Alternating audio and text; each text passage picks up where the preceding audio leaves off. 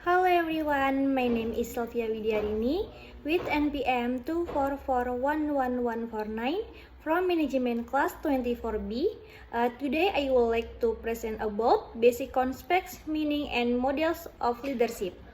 Leadership is a very important topic, especially in organization because it plays a critical role in guiding people, managing network, and ensuring that goals can be effectively and efficiently.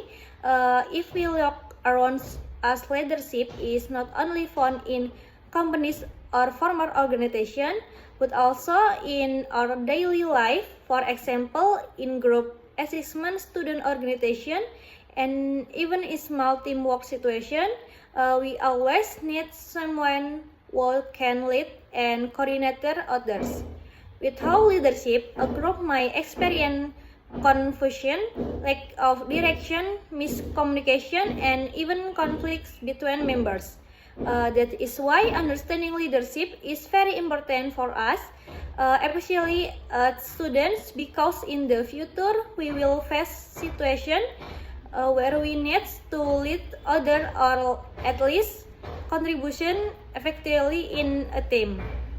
So throughout this presentation, I will explain the basic concept of leadership, its meaning, and also several leadership models that can help us understanding leadership more deeply. Let's begin the presentation.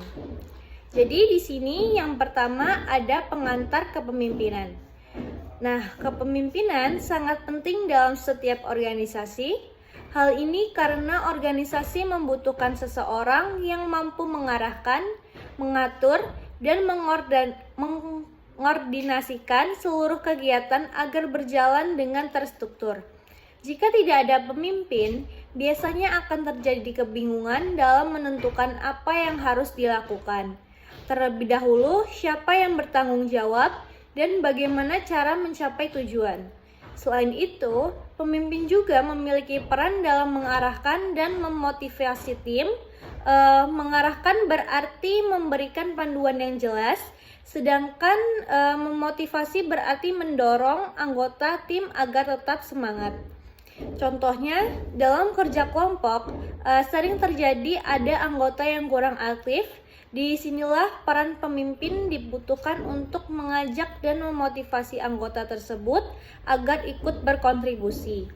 Jadi, kepemimpinan bukan hanya soal memberi perintah, tetapi juga tentang bagaimana membuat semua anggota tim mau bekerja bersama secara efektif.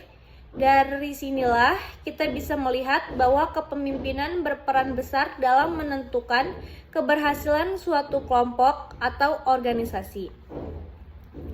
Selanjutnya ada konsep dasar kepemimpinan. Konsep utama dalam kepemimpinan adalah pengaruh.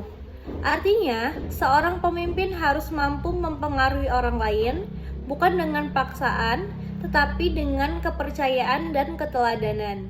Hal ini penting karena jika anggota tim hanya mengikuti karena terpaksa, maka hasil kerja biasanya tidak maksimal. Selain itu, pemimpin juga harus mampu mengarahkan dan membimbing anggota tim. Ini berarti pemimpin harus memahami kondisi timnya dan memberikan arahan yang sesuai. Pemimpin juga harus siap membantu ketika anggota mengalami kesulitan, sehingga anggota merasa didukung. Kemudian, kepemimpinan juga sangat erat dengan kerjasama. Dalam organisasi, tidak mungkin satu orang mengerjakan semuanya sendiri. Oleh karena itu, pemimpin harus mampu menciptakan kerjasama yang baik.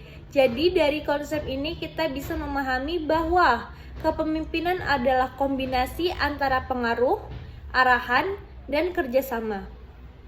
Selanjutnya, ada unsur-unsur kepemimpinan. Dalam kepemimpinan terdapat beberapa unsur penting, yaitu yang pertama adalah pemimpin. Pemimpin bukan hanya orang yang memberi perintah, tetapi juga harus menjadi contoh bagi anggota tim, baik dalam sikap maupun tindakan. Kedua, adalah pengikut. Pengikut memiliki peran penting karena mereka yang menjalankan tugas, dalam organisasi. Tanpa pengikut, kepemimpinan tidak akan berjalan. Yang ketiga adalah tujuan. Tujuan harus jelas agar semua anggota mengetahui arah yang ingin dicapai. Yang keempat adalah komunikasi dan pengaruh. Komunikasi yang baik membantu menghindari kesalahpahaman, sedangkan pengaruh membuat anggota mau mengikuti arahan secara sukarela. Jika salah satu unsur ini tidak berjalan dengan baik, maka kepemimpinan juga tidak akan berjalan secara optimal. Selanjutnya ada pengertian kepemimpinan. Kepemimpinan dapat diartikan sebagai proses mempengaruhi individu atau kelompok untuk mencapai tujuan.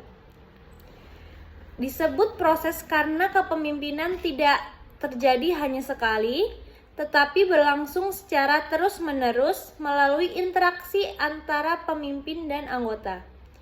Pemimpin juga mampu membangun hubungan yang baik, karena hubungan yang baik akan meningkatkan kepercayaan dan kenyamanan dalam bekerja. Selain itu, pemimpin juga harus fleksibel dan mampu menyesuaikan diri dengan situasi yang berbeda. Jadi, kepemimpinan bukan hanya tentang jabatan, tetapi lebih kepada kemampuan dalam mempengaruhi, membimbing, dan bekerja sama dengan orang lain. Selanjutnya ada karakteristik pemimpin yang efektif. Pemimpin yang efektif memiliki beberapa karakteristik penting. Yang pertama yaitu komunikasi yang baik.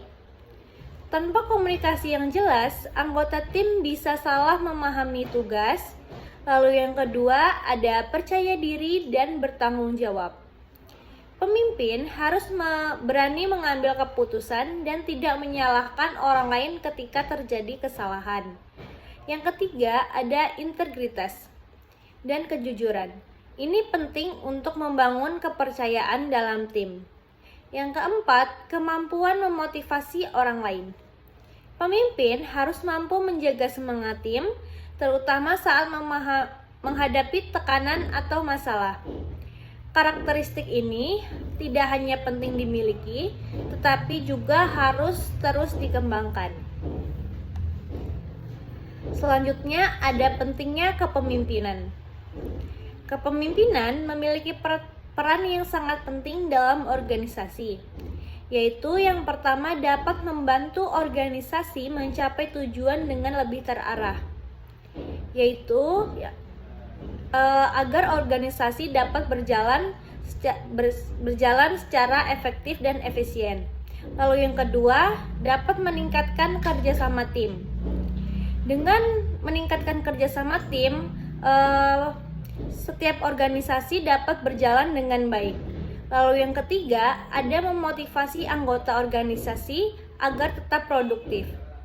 Yang keempat, ada membantu dalam pengambilan keputusan penting. Nah, tanpa kepemimpinan yang baik, organisasi akan sulit berkembang dan cenderung tidak stabil. Selanjutnya ada model kepemimpinan. Model kepemimpinan adalah pendekatan untuk memahami bagaimana seorang pemimpin bekerja. Nah, dengan adanya model ini, kita bisa melihat bahwa setiap pemimpin memiliki gaya yang berbeda-beda. Model yang umum digunakan adalah triad, behavioral, konsegensi, dan transformasional. Selanjutnya ada model kepemimpinan. Triad model menekankan pada sifat pemimpin. Nah, behavioral model fokus pada perilaku pemimpin. Konsegensi model menekankan pentingnya situasi. Transformasional model fokus pada inspirasi dan motivasi. Keempat model ini menunjukkan bahwa kepemimpinan bisa dipelajari dan dikembangkan, bukan hanya bawaan lahir.